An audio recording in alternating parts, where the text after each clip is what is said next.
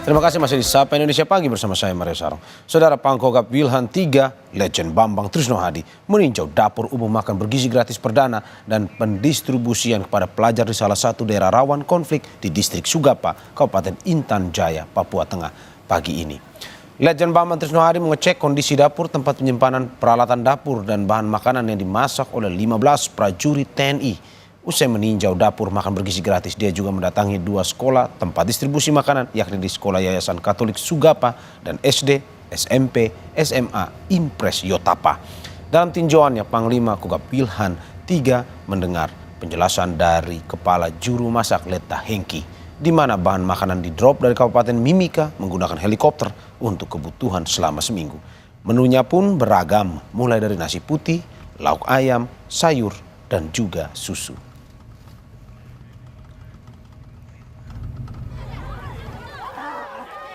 Pemberian makan gizi gratis merupakan program pemerintah pusat yang langsung diinstruksikan Presiden Prabowo. TNI pun langsung menindaklanjuti dan melaksanakan program makan bergizi gratis yang Senin hari ini baru pertama dilaksanakan di Papua Tengah. Distrik Sugapa, Kabupaten Intan Jaya merupakan lokasi perdana pemberian makan gizi gratis di wilayah Papua Tengah. Adapun menunya terdiri dari ayam crispy, sayur oseng tempe, nasi putih, buah jeruk, dan susu. Tampak para siswa sangat gembira dan lahap menghabiskan makanan bergizi gratis.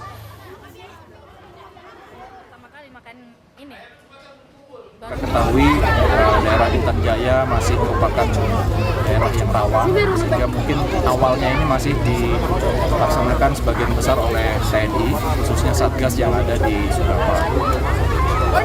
Pada pagi hari ini kita masakkan sekitar 1.000 porsi, ya 1.000 porsi itu kita bagi di 3 titik, ya, 3 sekolah yang ada, sekolah Yayasan Katolik Sugapa, kemudian di sekolah Impres ya, Impres Yotapa, dan juga sekolah di Homeo. Jadi ada 3 titik, jumlah semuanya ada sekitar 1.000, termasuk juga ada ibu-ibu hamil ya, ibu hamil dan menyusui itu juga kita berikan makan bergizi. Gitu Mbak.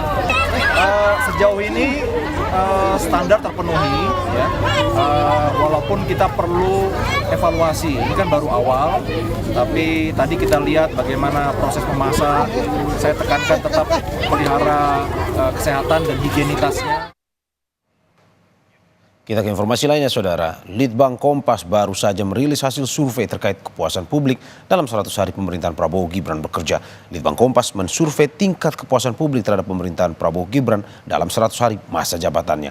Melalui 1.000 responden yang dipilih secara acak dan tersebar di 38 provinsi, survei Litbang Kompas ini sepenuhnya dibiayai oleh Harian Kompas. Indeks kepuasan kinerja pemerintahan Prabowo Gibran 80,9% responden mengatakan puas dan 19,1% mengatakan tidak puas. Sementara untuk tingkat keyakinan umum terhadap pemerintahan Prabowo Gibran 89,4% mengatakan yakin dan 10,6% mengatakan tidak yakin.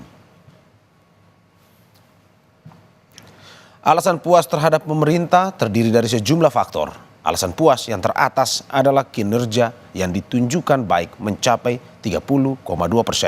Alasan puas terbanyak kedua adalah kepemimpinan yang merakyat sebesar 18,1%. Alasan puas terbanyak ketiga adalah sering mendapatkan bansos sebesar 14,4%.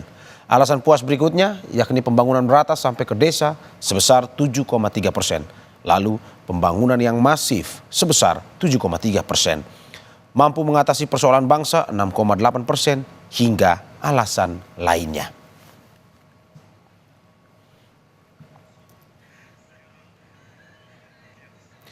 Sementara alasan tidak puas terhadap pemerintahan Prabowo Gibran juga terdiri dari sejumlah faktor. Alasan tidak puas yang teratas adalah bansos yang dinilai tidak merata dan tidak tepat sasaran, yakni 29,2%. Alasan tidak puas terbesar kedua adalah ekonomi belum stabil, sulit mendapat pekerjaan atau minimnya lapangan kerja, yakni 19,5%. Kemudian alasan tidak puas terbesar ketiga adalah harga kebutuhan pokok yang mahal, yakni 17,1%. Kemudian alasan tidak puas terhadap penanganan korupsi yang belum tegas, sebesar 12,6%. Diikuti alasan tidak puas terhadap konsistensi dengan janji kampanye, sebesar 4,2%. Selanjutnya diikuti alasan-alasan tidak puas lainnya seperti harga BBM naik, kenaikan pajak, dan gagalnya penegakan hukum.